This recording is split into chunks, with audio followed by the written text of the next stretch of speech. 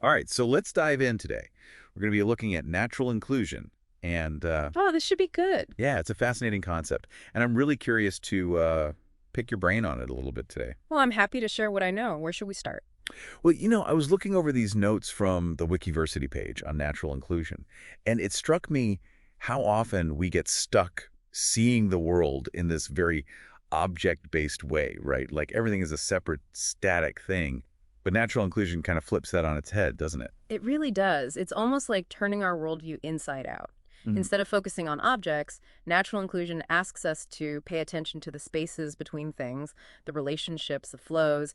It's about recognizing that everything is interconnected and constantly changing. Right. And the source material uses this term flow forms to describe this way of seeing. So for our listeners who are hearing this for the first time, what exactly is a flow form? Well, imagine a bubble for a second. It has a shape, it has a boundary, but that boundary is always moving, always changing in response to the air inside and outside. That's a flow form. It's not just a static thing, but a process, a constantly evolving entity shaped by its interaction with everything around it. Okay, I think I'm starting to get this. So it's not just about the bubble itself, but the forces that are shaping it, the air pressure, the way it moves through space. Exactly. And this idea of flow forms, it's not just some abstract concept. We see it everywhere in nature. Think about a whirlpool swirling in a river or a galaxy spiraling through space. These structures exist because of this constant interplay of forces, this dynamic dance of energy and matter. They're flow forms on a massive scale. That's amazing when you think about it that way. Yeah. But what about something like, I don't know, our emotions? How do emotions fit into this whole flow form idea? They seem so internal, so personal. Well, that's the beauty of natural inclusion. It challenges us to see those seemingly internal experiences as part of a larger flow as well. Think about it. Your feelings, they don't just exist in a vacuum, right? They influence your actions, your words, your interactions with others. And those interactions, in turn, impact the people around you, creating a ripple effect that extends outward. So it's like our emotions are also part of this interconnected web, constantly shaping and being shaped by the world around us. Absolutely. And this isn't just some new agey concept. The source even talks about something called cumulative energetic transformation. It's essentially saying that all of these interactions, these exchanges of energy, they leave a trace. They shape who we are, both individually and collectively. That's a powerful thought. But it also raises a bit of a concern for me. If everything is constantly changing and interconnected, doesn't that make the world seem incredibly complex, even a little chaotic? It might seem that way at first, sure, but natural inclusion also highlights the elegance in all of this. It encourages us to recognize the underlying patterns, the interconnectedness, even in the midst of all this change. So it's not about ignoring the complexity, but finding ways to understand it, to work with it. Exactly. And one of the ways natural inclusion helps us do this is by challenging those false dichotomies that we often get stuck in, those either or frameworks that prevent us from seeing the bigger picture. Oh, I know exactly what you mean. Like the whole nature versus nurture debate. It's like, can't we acknowledge that both play a role? Precisely, or the classic mind versus body dilemma. Natural inclusion reminds us that we're not these separate entities, but rather integrated beings, interconnected systems. Our thoughts, our emotions, our physical sensations, they're all part of this dynamic, interconnected flow. Right. And so often we get so caught up in trying to separate, to categorize, to define everything that we lose sight of that interconnectedness. And that's where things start to get really interesting with natural inclusion, because it's not just about recognizing these connections, it's about understanding how they work. It's about learning to see the world through this new lens and recognizing that our actions have ripple effects that extend far beyond our immediate perception. But it's not just about recognizing connections, it's about understanding how they work. So how do they work? I mean, where do we even begin to unpack all of this? Well, the source talks about this idea that even space itself is not what we think it is. We tend to think of space as this empty void, but natural inclusion suggests that it's anything but passive. It's actually a dynamic element that shapes and is shaped by the flow forms within it. Wait, so you're saying space isn't just where things happen, it's a fundamental part of how things happen. That's a pretty mind-bending concept. It is, and it has some pretty profound implications, but we'll probably need a bit more time to really dig into that. Yeah, I think that's a good place to pause for now. Okay. Because if we're talking about rethinking the very nature of space, we're definitely heading into some deep territory. Okay, so space might be a bit too much to unpack right now, Yeah. but we've been talking about this idea of natural inclusion, And Yeah. it kind of makes you look at everything a little differently. It really does. It's like once you see it, you can't unsee it, you Right? know? Exactly. And one of the areas where I'm particularly fascinated by this whole flow form concept is in the field of biomimicry, looking at nature for design inspiration. Oh, absolutely. It's amazing how much we can learn from nature if we just pay attention. Right. Like we've all heard that example of the bullet train in Japan, the one that was Absolutely. inspired by a kingfisher's beak. Oh, yeah, the Shinkansen. Yeah, exactly. It's a cool story, but it almost feels like a lucky coincidence? Like, how often can we really expect to find solutions to human problems just by looking at animals? More often than you might think, actually. I mean, think about it. Nature has had billions of years to experiment, to try out different designs, to refine things through trial and error. That's true. I guess nature has had a bit of a head start on us. Right. So when we look at something like a kingfisher's beak, we're not just seeing a random shape. We're seeing the result of millions of years of evolution, of optimization. That beak didn't just evolve to look pretty, it evolved to create minimal splash when the bird dives into the water, allowing it to hunt more effectively. So, by understanding the principles behind the beak's design, the engineers were able to apply those same principles to the train, reducing noise and increasing efficiency. Exactly. It's less about copying nature literally and more about understanding the underlying principles and then figuring out how to apply those principles to our own challenges.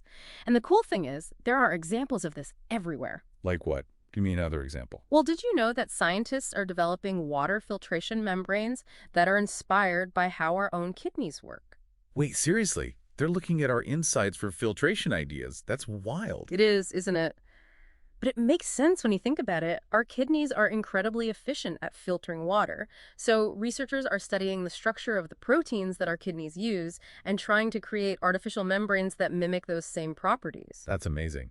And with clean water being such a critical issue globally, it's really exciting to see how these natural inclusion principles can lead to such practical solutions. Absolutely. And it's not just about mimicking biological structures, it's about understanding those flow form principles behind them. Like take kelp forests, for example. Kelp, like the seaweed. Yeah, exactly. Kelp forests, they've evolved to thrive in these really harsh, turbulent environments. You've got waves crashing, currents swirling, but the kelp is able to sway with the currents, absorb that energy without getting ripped apart. It's true, they're surprisingly strong. Right.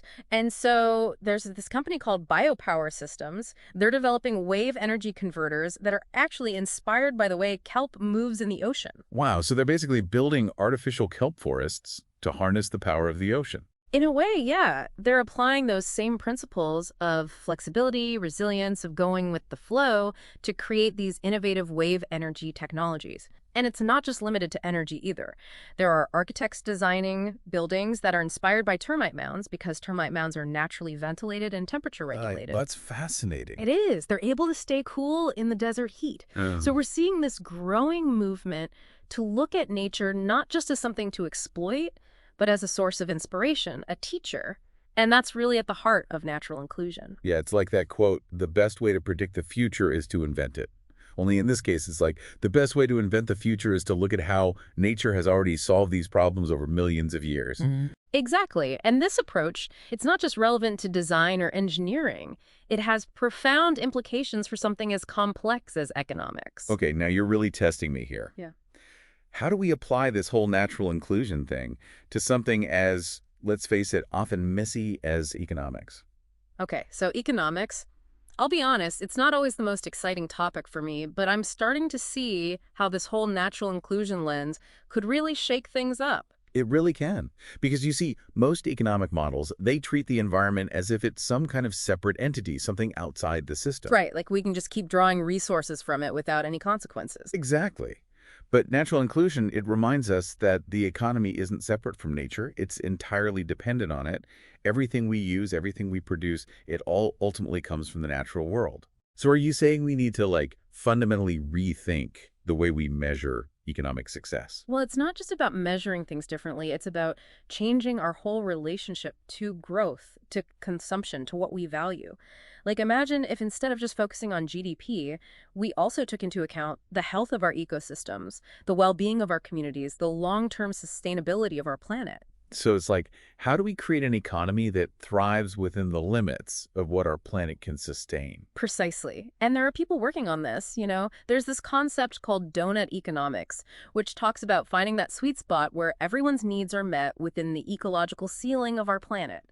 It's about recognizing that endless growth on a finite planet just isn't possible. It's like we've been trying to cram a square peg into a round hole for far too long. And then there's this idea of natural capital accounting, which is basically trying to put a value on the services that nature provides us. Things like clean air, clean water, pollination. Okay, so putting a price tag on nature. I don't know about that. Well, it's not about commodifying nature, but rather recognizing its true value in economic terms. Because right now, we often treat these services as free, and as a result, we don't value them, we don't protect them.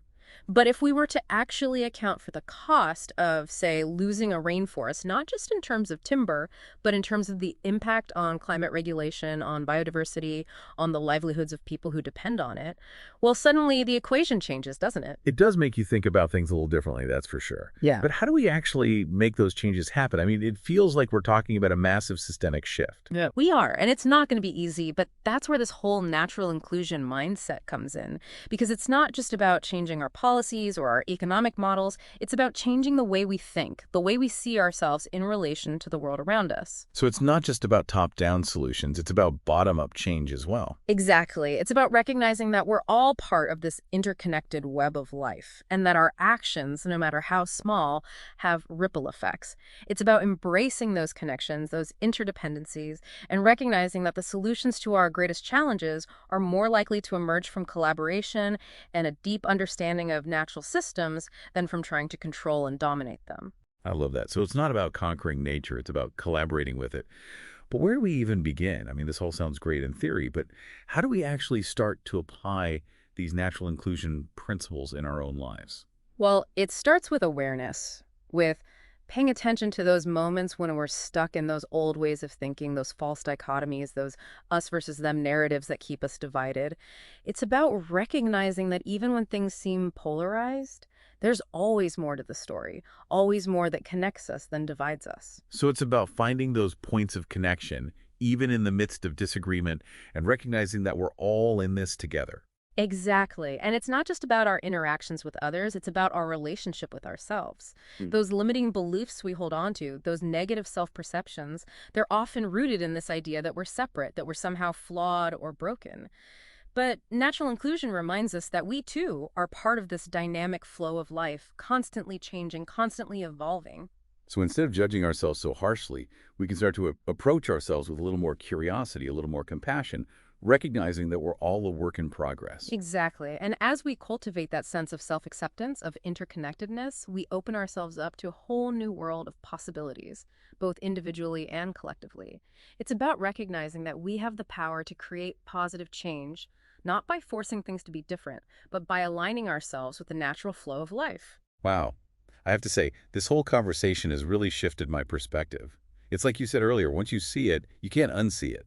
It makes you look at everything a little differently. It really does. And the amazing thing is, we're just scratching the surface here. There's so much more to explore, so much more to discover about this idea of natural inclusion and its potential to transform the way we live, the way we work, the way we interact with each other and with the world around us. Well, I, for one, am excited to keep exploring.